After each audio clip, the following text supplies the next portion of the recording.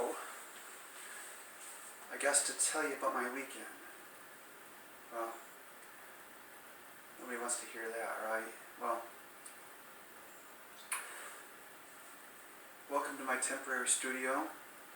I haven't made one of these videos in a little while, so I have to remember to go slow and to try to relax and things. And if I don't put my heart in it, it's not going to work. You're not going to hear it. If I don't relax, it's going to fail.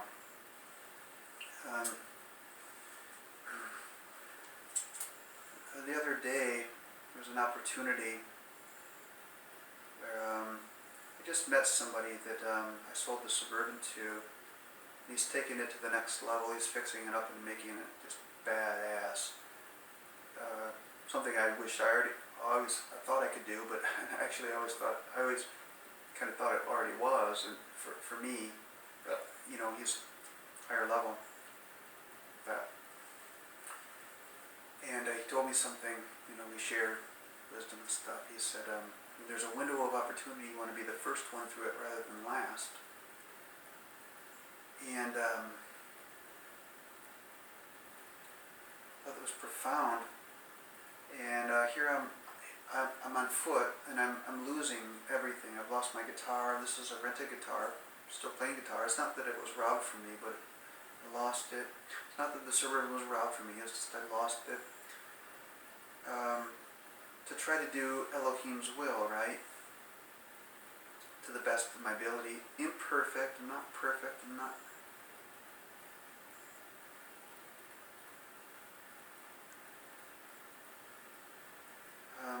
Anyway, I'm on foot. I got my brief bag. I'm in a tie. Got my wool coat on. And I don't typically go into bars and stuff like that. And but I heard a female vocalist singing for a group. It sounded like Journey songs and stuff. Like, man, I gotta hear that. I went in there. And I met some people. And some people were really, really kind. Some people were really, really not. I don't hang around drunk, so I'm glad I don't anymore. I'm glad I don't do that scene, but not everybody's I'll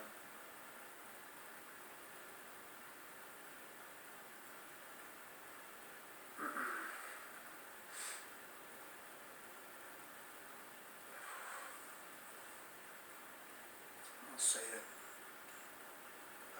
There was a group of people from the ADA, the American Dental Association. They all had beautiful teeth. And they invited me over with them. And remember, I'm in a tie now, and they're in t-shirts.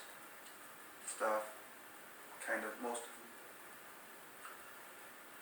And I had my glasses on this particular night. And these glasses, I just got them, and I broke them once. This book fell on them. And I broke them and fixed them.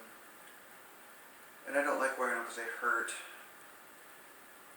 But I can't see with the beams without them. I can't see people's eyes. Things like that. I don't know what people are looking at. I don't see real good.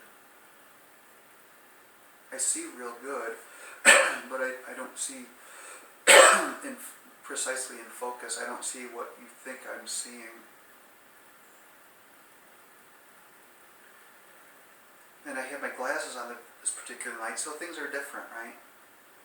And every time I turn around, I see everybody's watching me. It's like, they're always looking at me. It's like, and these people are like, get up and dance with us. I'm like, no, not yet. No, I'm not there yet. No. But there was there was a blonde there, very beautiful, taken, nothing romantic. I had to ask her, I was like, look, I read mystery novels and stuff like that. Man, I'm like a criminologist kind of guy. I'm like, I know, that women can see things that, on a subtle level that guys can't. And why is it that every time I turn around, people are watching me? I notice that they're staring at me, and they look away. said, I don't think it's a bad thing. I said, I think it's a good thing. I said, because you're dressed nice and people are interested and they want to know. And she kind of confirmed, well, yeah, well, people are inviting me to the tables and stuff like that. And when you live alone, you internalize that stuff after a while, and you think it's a bad thing. I get tired of it. It's very uncomfortable. It's a leadership thing that's been going on with me since I was a kid, where I know that I can lead people, whether it's music or something I wear or something like that. Even in a fight, I'm usually a leader in the fight.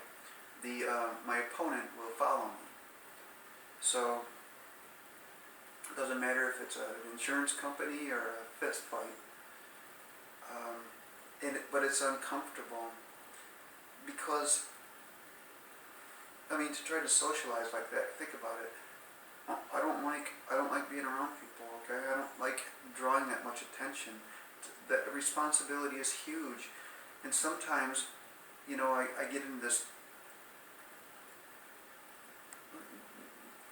The expectations are so great on me that I deliberately just fuck it up, just so people will just be discouraged. They'll say, well, I don't want to follow him anymore. So God, don't. I don't want you to follow me, because I don't. I mean, I want you to follow God, but I don't want you to follow me, because I ain't worth it. And I told it to this girl. She said, yes, you are. But there was another table that I sat at, and they invited me over. This guy is like a hard rock pitch singer. He was singing with the band, not this band, but he sang with the band. And there was his female companion. They knew UFO. This was a band that I used to sing like when I was in the 90s, when I was a garage band singer. I was never a professional singer, right? Just a garage band singer. And I ruined my voice permanently to sing like this guy, at least one of their albums. And they said, UFO is going to be playing here tomorrow night in Traverse City, and we're in here for the show.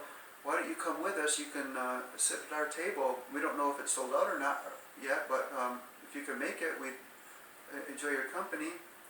I said, what? UFO is going to be here? And what I know about UFO is that Phil Mogg, the singer, had been there forever, and a new kid, Michael Schenker, they had a legal agreement that there could be no UFO as like co-writers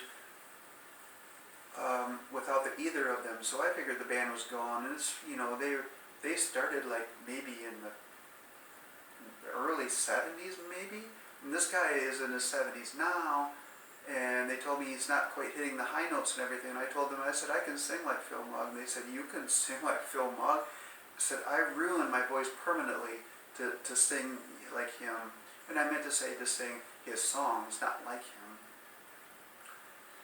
And so there's that window of opportunity. You know what I did the next day? I got a taxi and I flew down there. I put a black leather on, messed my hair up, a black t-shirt, and I went down there. And I went in early. And I'm like, I'll just take a back seat here and just wait around hours and hours and hours. I watched manager meetings and stuff going on. I watched roadies and roadies and roadies. I watched cases of the most expensive wines and beers going out to the boss. And it was a far bigger outfit than I'd actually imagined. And they were from Europe, okay? And I spent a lot of money to get there and to do it. Just on the off chance that, well, maybe, it's not befitting for God's people to hang out in bars and sing for rock bands or anything like that. But I know that Elohim's promises are out in front of that, and I just really don't care. Not care about like glorifying Elohim, but I wouldn't do it for the money, and I wouldn't do it to promote the devil, and I wouldn't do it to promote destruction or whatever. But Phil Mogg had some lyrics that inspired me today. I threw out like most of all my rock and roll except for his.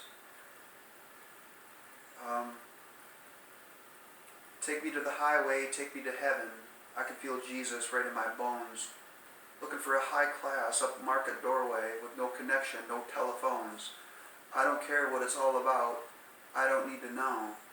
And that attitude that he had, I mean, that's something that when bodybuilders go into a gym to work out and they have that kind of attitude, that attitude rocks. To the exclusion of what everybody else is doing. I mean, that's the kind of people God's looking for, you know. And I always, man, I pray for Phil Mogg. Concerned about his health and stuff like that. But he's in his 70s and he's rocking. He's living in a tour bus, for Elohim's sake. Christ's sake. So I went in there just on the off chance that maybe they'd say, hey, would you like to maybe perhaps get up and sing one of these songs? That's what I was looking for. Or, you know, Phil's not hitting the high notes anymore. All singers, you know, their voices wear. Would you like to sing for this band? I was like, yeah, I will. Let's do it. That was my intention. And I went, those people laughed at me. They were dicks. A group of guys laughed. Now I never got to meet Phil. And the music was too loud, it was too fast and too flashy, and I didn't like it. I mean, there were cool people there. I didn't meet my table, they never came. I never saw them. And I spent all the money I didn't have to do it. I'll call it a business expense. How's that? And I wouldn't do it just, you know, to make money. And these people they think they're gods, okay? I'm not speaking on Phil's behalf. I don't know. But God bless the man, he's in his 70s and he's rocking, right? But I never got anywhere around there, and it was almost like everybody pretty much made sure I wouldn't. And I didn't press for it, but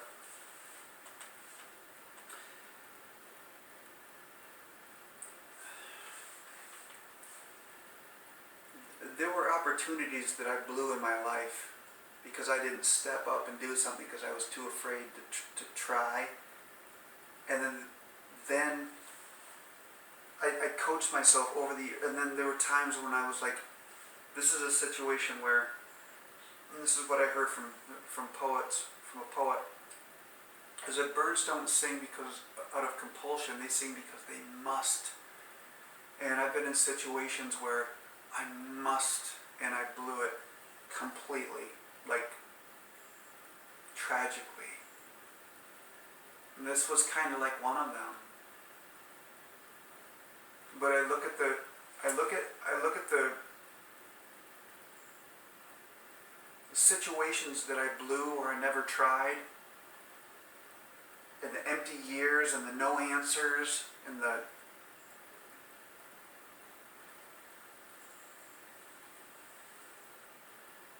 what it took to recover from those things, and the opportunities are gone now. The people aren't even, they probably don't even live anymore. It's gone. It's part of the reason why I coached myself so long that, and I'm not saying just believe in your heart and do whatever you feel, because he who believes in his heart is a fool. If you follow your heart, you're gonna fall. Having a heart and everything, it's great, but you have to do it. I mean, well, we're going back to, I don't know what's right and wrong. My standard of right and wrong is the Bible, okay? So, and then I compare those losses that made life unbearable to these other tragedies that made life, well,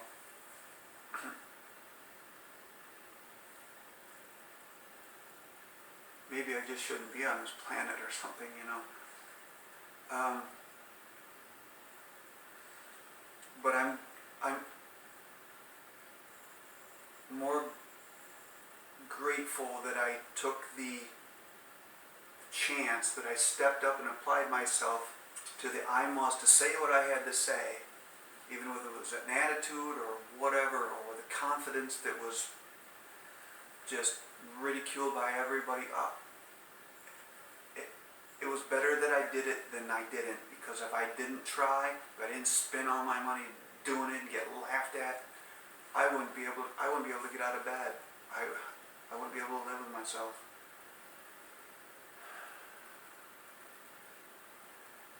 So another thing that I learned is that if the devil wanted me in that band, I'd be in that band. Because the devil always says, come here. He never says, get away. Not to God's people. He always says, come here. I'd be in that band.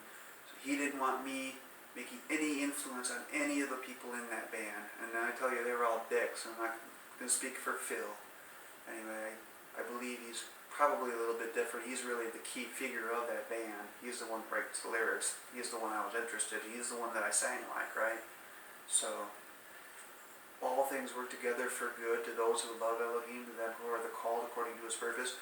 Isn't it interesting that the people that invited me, they weren't even there that night?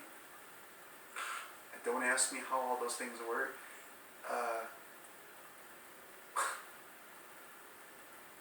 It's all in Elohim's hands anyway. I think that concludes this video. Again, this is my new studio for the evening. And to the glory of Elohim, in the name of Yeshua,